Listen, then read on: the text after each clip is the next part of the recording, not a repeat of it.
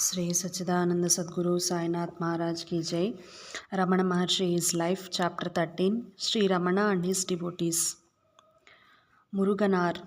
I was confident that even the mere presence of this great Sadguru would do everything for me. Muruganar. The Tamil poet Muruganar came to Sri Ramana in 1923. He was one of the devotees who was especially close to him. He was named Bhagavan's shadow as he was so dedicated to Ramana that he followed him everywhere. Even before he saw the Maharshi for the first time, Muruganar knew that in him he had found his Guru.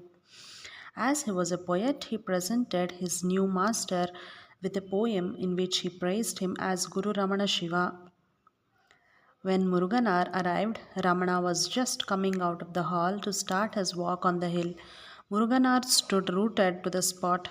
Sri Ramana glanced at him and then asked him to read the poem he had brought. Muruganar tried to read but was so moved that he started to cry and lost his voice. Can't you read it? Then I will read it myself, said Maharshi, and he read out the poem. As Muruganar reports, he lost his individual ego that very day and became Bhagavan's shadow. Once he said about Sri Ramana, he is the robber chief. He had taken three, my body, my mind, and life itself, and given in return only one, that one indivisible supreme. From his first meeting with the Maharshi until his death in 1973, Muruganar wrote many thousands of verses in Tamil which were exclusively devoted to the teaching of his master and his praise. He also had an important role to play in the origin of Sri Ramana's works Ulladu Narpadu, Atmavidya and Upadesha Saram. Devotees and visitors. It was in the 30s that the fame of Sri Ramana started to spread throughout the world. In 1931, Narasimha Swami published the first English Ramana biography, Self Realization. Some years later, Paul Brunton's book A Search in Secret India was published in England. It became a bestseller and introduced Sri Ramana to the West. Over the next few years, many new devotees came to join him. Some of them stayed with him their whole lives. For example, the Englishman Major Chadwick, Sadhu Arunachala, Balaram Reddy, and many others. In 1932, M.A. Piggott was the first Western woman to visit him. Most Westerners followed, such as Morris Friedman and the famous film star Mercedes D. Acosta. In 1938, Mercedes de Acosta spoke with Sri Ramana about the spiritual heart. He pointed to the right side of her chest and said, Here lies the heart. This made such a deep impression on her that she gave her autobiography the title, Here Lies the Heart. Paramahamsa Yogananda and Swami Ramadas were also among the visitors. A meeting with Mahatma Gandhi almost took place when one day Gandhi gave a talk in Tiruvannamalai. But as his car drove past the ashram gate, his companion gave a sign to the driver to drive on, and so it did not happen. Later, Krishna Swami visited Mahatma Gandhi in Madras. When he introduced himself as a resident of Ramanashram, the Mahatma replied, I would love to come and see Bhagavan, but I don't know when the time will come. Also worth mentioning is the brief visit of Somerset Maugham, the celebrated British writer, which took place in 1939. Major Chadwick was sitting with Maugham on the veranda when he suddenly fainted. He was brought to Chadwick's room to rest. Later, Sri Ramana came to see him there. They sat opposite each other for half an hour without a word being said. Then Somerset Maugham asked, Is there any need to say anything? No, replied Sri Ramana. Silence is best. Silence is itself conversation. About the meeting, Somerset Maugham wrote the essay The Saint and also digested his impressions in his famous novel The Razor's Edge. Sri Ramana took a special interest in newcomers. Devotees often wrote to ashram saying which train they would arrive on. Then Tiruvannamalai station master reports once a devotee from Ceylon wrote that he was starting from Colombo on a particular day and would be reaching the ashram. He forgot to mention the time of his arrival at Tiruvannamalai. So Bhagavan asked me to find out from available timetables when the steamer started from Ceylon, when it reached Dhanushkoti, and when he could be expected to reach Tiruvannamalai. Only after I found out the details and told the exact date and time was he satisfied. Taken from Ganeshan, Moments, page 85. It was the custom that ashram that newcomers were given the best places at meals which were directly opposite the maharshi. If the stay was prolonged, this often turned into the exact opposite, and at times Sri Ramana did not even deign to look at them. They were thus prevented from thinking that they had gained his special attention or any preferential treatment. When devotees visited their master, they brought presents with them, mostly in the form of fruits or sweets, which would at once be distributed among those present. Some disciples would also bring a special expensive gift for Maharshi's personal use, but these were not normally welcomed. Once someone wanted to give Sri Ramana a silver box which was meant for the nuts for the squirrels. The small sheet metal box used for this purpose looked old and ugly, and so the devotee may have thought that this would be a useful gift. But Ramana did not even touch it and replied, "What, a silver box? No, please take it back. Look at this, a silver box for me." When a devotee brought a nice walking stick with a silver handle for Sri Ramana, he said jokingly, "Good, it is very nice. Please use it carefully." The disciple replied, "But it is not for my use. I have brought it thinking that Bhagavan would use it." "What an idea," said Ramana. "A nice walking stick with a silver handle should be used only by officials like you. Why for me? Look, I have my own walking stick. That is enough." At the beginning of the 40s, a devotee brought an electric table fan for Ramana. The answer was as usual, "Why this fan or the ordinary fan is there? We have hands. I will fan myself with it whenever necessary. Why do I require all these things?" But the devotee would not leave it at that and argued, "Is it not some trouble? If the electric fan is used, there is no trouble whatsoever." But Ramana replied, "What is the trouble?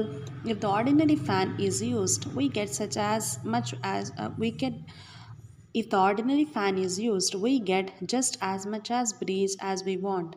The electric fan blows too much breeze and with a whizzing noise. Moreover, some electric current is consumed. For that there will be a bill. Why would we make the office bear that expense on our account?" Taken from Nagamma Letters, page 433 FF. The story of the fan was, however, far from over. The devotee simply left it there and it was placed near Ramana's couch. If the weather was very sultry, someone would switch it on for Ramana, but he would object, saying, "If you want a fan, you can keep it near yourselves." If no one turned it off, he did it himself. He also did not want anyone to fan him with an ordinary fan if others could not enjoy the benefits. Sri Ramana especially complained about the many things which were offered to him and which he did not actually need.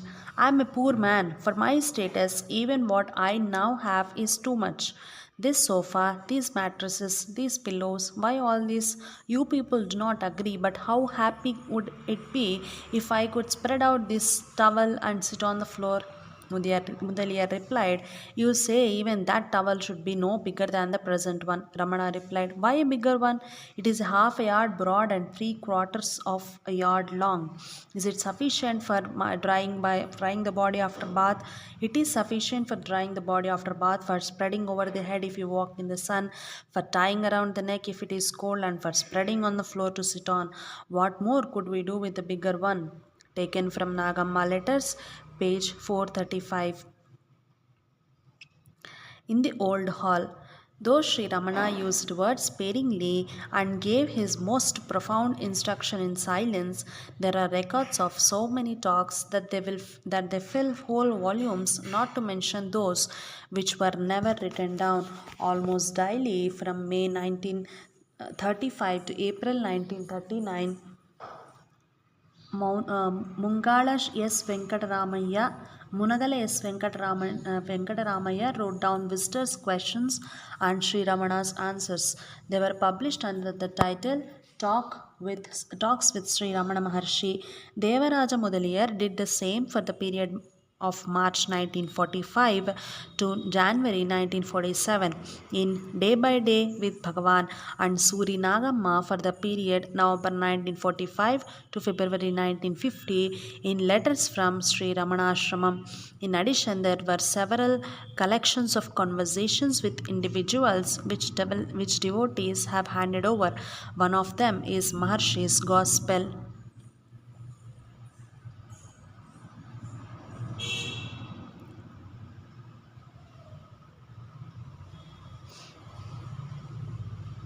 Whenever devotees asked questions, Sri Ramana's answers were always suited to the needs and powers of comprehension of the questioner. He immediately knew with what intention a question has been asked. It should be borne in mind that visitors sometimes came with the sole aim of demonstrating their knowledge or for testing Maharshis. Sri Ramana taught the way of self inquiry, Atma Vichara, see also chapter 18. But for those to whom this did not appeal, he would suggest devotion to God, bhakti, which leads to the same goal. If someone practiced mantra japa, yoga, or another form of meditation, he would confirm that this was fine, but would gently lead him in the direction of Atma Vichara. He was open to all religions, so there are many facets to his way of teaching. He never forced to anyone to adopt a specific path, but at times he could be very firm. Sometimes devotees would not ask their questions orally, preferring to write them down on a slip of paper. Once a simple woman had written to him, I am not learned in the scriptures, and I find the method of self inquiry too hard for me. I am a woman with 7 children and a lot of household cares, and it leaves me little time for meditation. I request Bhagavan to give me some simpler and easier method. Sri Ramana gave her the following practical advice: no learning or knowledge of scriptures is necessary to know the self, as no man requires a mirror to see himself. All knowledge is required only to be given up eventually as not self, nor is household work or cares with children necessarily an obstacle. If you can do nothing more, at least continue saying I to yourself mentally all the time, as advised in Who Am I? Whatever work you may be doing, and whether you are sitting, standing, or walking. I is the name of God. It is the first and greatest of all mantras. Even Om is second to it. Taken from Mudaliar Day by Day, page 229. A young man asked Maharshi, Swami, having a great desire for moksha, deliverance, and anxious to know the way thereto, I have read all sorts of books on Vedanta. They all describe it, each in a different way. I have also visited a number of learned people, and when I asked them, each recommended a different path. I got puzzled and have come to you. Please tell me which path to take. Sri Ramana answered with a smile, All right, then go the way you came. The young man was confused and did not know what to say. He waited until Ramana had left the hall and then turned to the others, disheartened, saying, Gentlemen, I have come a long way with great hope and with no regard for the expenses or discomfort. Out of my ardent desire to know the way to moksha, is it fair to tell me to go the way I came? Is this such a huge joke? Thereupon one of them said, No, sir, it is no joke. It is the most appropriate reply to your question. Bhagavan's teaching is that the inquiry, Who am I, is the easiest path to moksha. You asked him which way I should go, and his saying, Go the way you came, meant that if you investigate and pursue the path from which that I came, you will attain moksha. Taken from Nagamma Letters, page 16 FF. Thereupon, over the course of years and through his contact with learned devotees such as Ganapati Muni and others, Sri Ramana, Sri Ramana had become well versed in Advaita literature. If specific questions arose, he would Take one of the many books from the bookshelf beside his couch and read the appropriate passage from it and give it to the questionnaire to read. He had an exceptionally good memory and so always knew where to look to find a particular book or appropriate passage. He recommended reading the Bhagavad Gita, the Ribhu Gita, the works of Shankara such as Dakshinamurti Stotram, Viveka Chudamani, and Atma Bodha, also Yoga Vasishta, Ashtavakra Gita, Yellam Ondre, Yellam Ondre, and Kaivalya Navanita. He translated into Tamil those parts of these Advaita scriptures which he considered to be especially important. Sri Ramana was also an excellent storyteller. He liked to make use of the stories of the Periya Puranam and other spiritual scriptures with their legends about kings, saints, and gods. When telling these stories, he used to dramatize the characters of the main figures in voice and gesture and seemed to identify himself fully with them.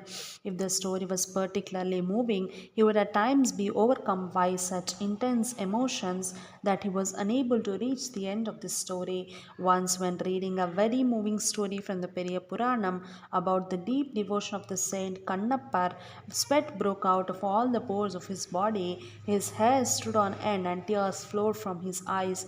He was barely able to speak. All those present in the hall became silent, and one could hear a pin drop. Everyone was speechless that the devotion of the great hunter saint could cause this great Gnani to be overcome by such emotions and ecstasy. After a while, Ramana silently closed the book, wiped away the tears with the corner of his towel, and said that he was unable to go on reading. The old hall was not only the place where spiritual questions were asked and answered, day to day problems were also dealt with there. Devotees came to lay their troubles before their master. For long standing devotees in particular, it was natural to come to Sri Ramana with their worries and ask for his help or advice, whether the coming marriage of a daughter, the birth of a child, a sick family member, professional troubles, financial hardships, or even more mundane matters. No matter was considered too insignificant.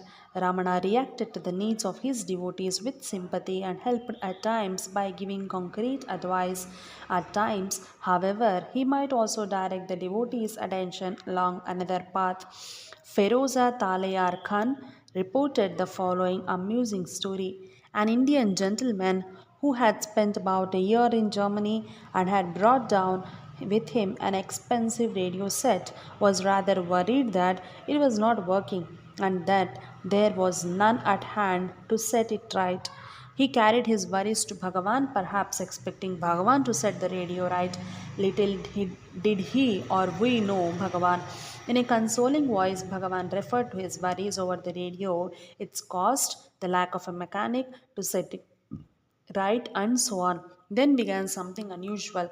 He said to the visitor that if he tried to tune his own in a radio with eyes closed, he could hear and speak to any country in the world and elsewhere too. A peal of laughter shook the hall then. Little did we realize that the joke was on us too. Taken from Talayarkhan's Sages, page 95.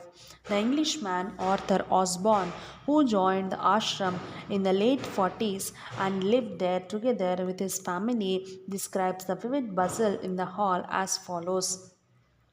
Some of the devotees, without rising from their places, talk with Sri Bhagavan about themselves or their friends, give news of absent devotees, ask doctrinal questions. One feels the homely atmosphere as of a great family. Perhaps someone has a private matter to report and goes up to the couch to speak to Sri Bhagavan in an undertone or to hand him a paper on which he has written it out. A mother brings a little child in and he smiles to it more beautifully than a mother. A little girl brings a doll and makes it prostrate before the couch and then shows it to Bhagavan, who takes it and looks at it. A young monkey slips at the door and tries to grab a banana. Then attendant chases it out, but there happens to be only one attendant present, so it runs round the hall, around the end of the hall, and in through the other door. And Sri Bhagavan whispers urgently to it, "Hurry, hurry, he will be back soon." A wild-looking sadhu with matted locks and ochre robe stands with hands upraised before the couch. A prosperous townsman in European suit makes a decorous prostration and secures a front seat. His companion, not quite sure of his devotion, does not prostrate at all. A group of pundits, scholars, sit near the couch, translating a Sanskrit work, and from time to time take it up to him to elucidate some point. A 3 year old, not to be outdone, takes up his story of Little Bo Peep, and Sri Bhagavan takes that too, just as graciously, and looks through it with the same interest, but it is tattered, so he passes it to an attendant to bind and give it back next day, neatly repaired. Taken from Osborne Ramana Maharshi and the Path, page 129 FF. Sadguru Ramana. The literal meaning of Guru is one who drives away the darkness of ignorance. In spiritual instruction, Upadesha Manjari, Sri Ramana describes the characteristics of a Sadguru, that is, a perfect Guru, as follows: steady abidance in the self, looking at all with an equal eye, unshakable courage at all times, in all places and circumstances. The earnest disciple, however, is marked by an intense longing for the removal of sorrow and attainment of joy, and an intense aversion for all kinds of mundane pleasure. Taken from Collected Works, page 53. At the beginning of the traditional master or disciple relationship, there is usually an initiation, diksha, through touch, laying on hands, mantra, or look, darshan. Sri Ramana officially neither gave any of these forms of initiation nor ever asserted that he was the guru of this or that disciple. From his point of view, there was neither master nor disciple. So he answered Paul Brunton, who wanted to obtain initiation from him by any means. What is all this talk of masters and disciples? All these differences exist only from the disciple's standpoint. To the one who had realized the true self, there is neither master nor disciple. Such a one regards all people with an equal eye. Taken from Brunton, A Search in Secret India, page 277. Likewise, Major Chadwick once wanted visible confirmation that he was a disciple of Ramana. The Maharshi turned to another devotee and said humorously, "Ask him, does he want me to give him a written document? Go and call Narayan Iyer, the sub registrar, and tell him to make one out of him." And later he added jokingly, "Go and get the office stamp and put it on him. Will that convince him?" Nevertheless, Sri Ramana was and is the Sadguru for many people. His look, darshan, was experienced very intensely. For that reason, his devotees often experienced and interpreted his darshan as a kind of initiation and transmission of grace. Right up until his death, Ramana's eyes had an exceptional intense brilliance. It was not rare that he would look at someone for minutes on end or even longer. Louis Hart's reports, "Suddenly the Maharshi looked at me with great intensity. His eyes took possession of me. I don't know how long it lasted, but I felt absolute great inner peace." And the Professor Subbaramaya recounts, "As our eyes met, there was miraculous effect upon my mind. I felt as if I had plunged into a pool of peace." All his life, Sri Ramana resisted being venerated as a guru. The disciple shows his veneration, for example, touching the feet of the master. However, this was strictly forbidden at Ramanashramam. When Rhoda McIver felt a deep longing to touch Sri Ramana's feet, he answered, "Why do you want to touch these feet? Bhagavan's feet are over your head." And to another devotee who expressed the desire to lay his head on his feet, he put the question, "Which is the foot and which is the head?" The devotee knew not what to answer. After a while, Maharshi said, "Where the self emerges, that is the foot. It is its it is in one's own self. The feeling the ego is the head. Where that ego dissolves, that is the foot of the Guru. Prostration, namaskaram, is also widely used as an expression of veneration for Guru and God. With hands folded above the head, the devotee throw himself flat on the ground, face downwards. When the devotees enter the hall, they used to do namaskaram to Sri Ramana and occasionally they also overdid it. But the Maharshi repeatedly stressed that the real namaskaram is in the heart. Where a man prostrated innumerable times to him, he said, "Where is the need for all these gymnastics? It is better to show your devotion by keeping quiet." Surinagamma reports an amusing incident which again testifies to Sri Ramana's good sense of humor. As soon as Bhagavan returned to the hall and sat on the couch, one of the devotees put some incense into the stove nearby. The fumes were a little too intense, and as they spread around Bhagavan's face, he felt almost suffocated. "Shall we open the windows?" suggested a devotee. Bhagavan said, "Let it be, leave it alone. In the temples, we burn the incense and fan the fumes towards the deity so that the idol is completely enveloped in fumes." Your idea in burning the incense here also is to see that the Swami should enjoy the fumes. Moreover, they are spreading out of their own accord. Why are you now trying to drive the fumes away? Just as Bhagavan was saying this, a devotee fanned the embers in the stove with his hand. Suddenly, the whole thing burst into flame. We were afraid that the heat of flame might affect Bhagavan and began to feel anxious. But Bhagavan said with a smile, "Yes, now it is all right. This incense had been burnt and the lights have been waved, and the process of puja is now complete." Taken from Nagamma Letters and Recollections, page 113.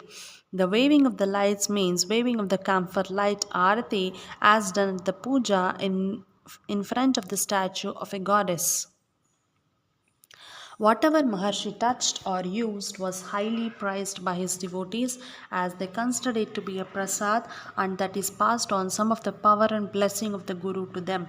Devotees secretly liked to take the leaf plate from which he had eaten so that they could eat from it themselves without knowing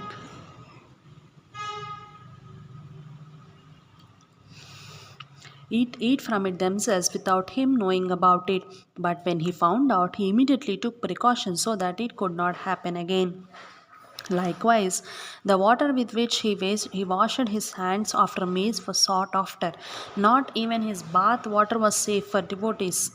Was safe from devotees. It is again Suri Nagamma who reports the following fantastic incident.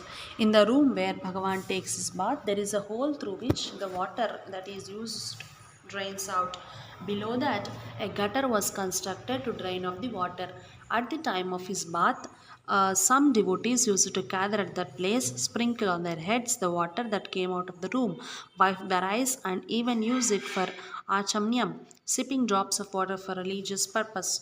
That was going on quietly and unobserved for some time, but in due course, people began bringing vessels and buckets to gather that water, and soon there was a regular queue that naturally resulted in some noise which reached Bhagavan's ears.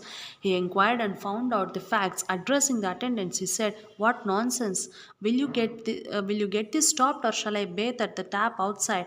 If that is done, you will be saved the trouble of heating water for me, and there will be no trouble for them either to watch and wait for the Tirtha holy water. What do I want? Only two things: a towel and a cowpina. I can bathe and then rinse them at the tap, and that completes the job. If not the tap, you have the hill streams and the tanks. Why this bother? What do you say?" Taken from Nagamma Letters, page 219.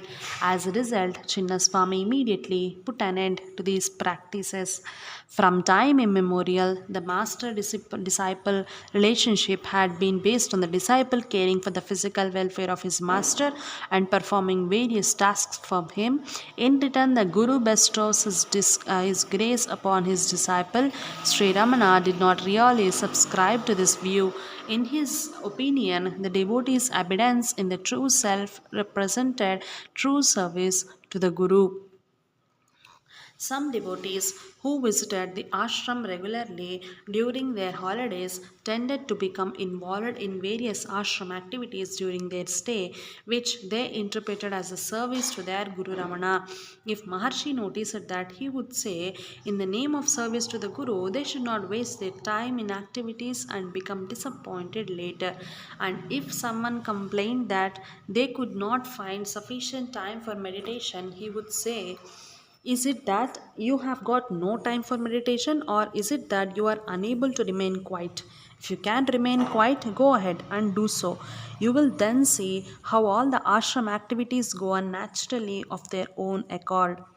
Once a devotee from the west was clearing away the leaf plates in front of the dining hall, which was a completely useless occupation as the used leaves were in any case meant to be thrown away. When Ramana saw him, he asked him why he was doing it.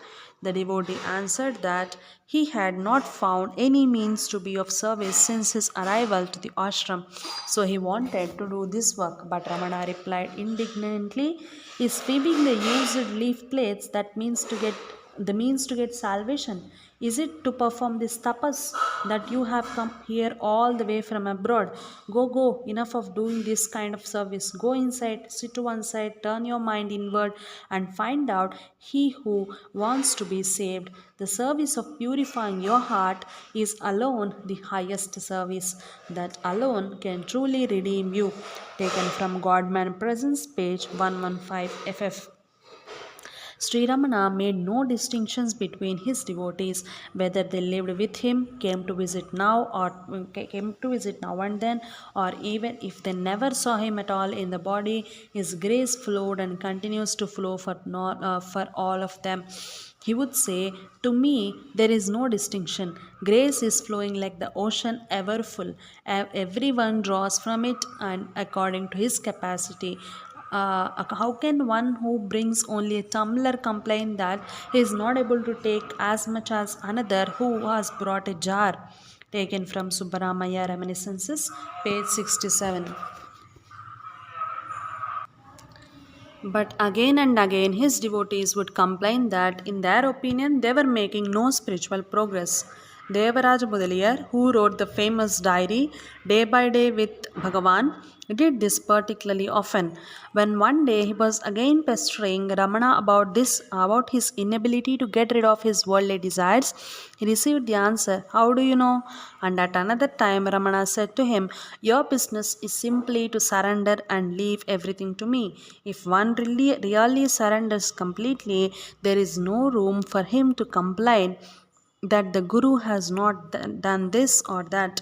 Some devotees thought that Sri Ramana could give them liberation, moksha. He explained to them that he had no bundles of liberation to offer, which he could hand out on demand. I should give them moksha, they say. It is enough if moksha alone is given to them. Is not that itself a desire? If you give up all the desires that you have, what remains is only moksha. It is reported that Sri Ramana appeared to some devotees in the form of God or light. His mother once saw Ramana as Shiva with a garland of snakes, and then again she saw him in the form of light. Ganapati Muni and others had different visions of him too. When Rhoda MacIver met Maharshi for the first time, he appeared to her as a splendid light. She reports, Bhagavan had come up the hill when I arrived, and I was told to wait on the footpath for his return.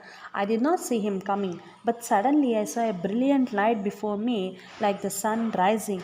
I lifted my head and saw Bhagavan standing before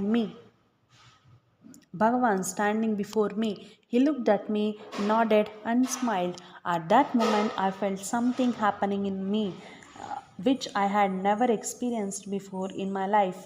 The sun that he revealed at the moment that he was the light, the fire of knowledge. Taken from Ganeshan Moments, page 38. When devotees told Sri Ramana about their visions, he would warn them not to attach too much importance to them. It is also reported that people were healed in the presence of Maharshi, as for example, a little boy whose name was also Ramana and who had been bitten by some kind of poisonous animal. When the parents brought the boy to Maharshi, he was already unconscious and had almost stopped breathing.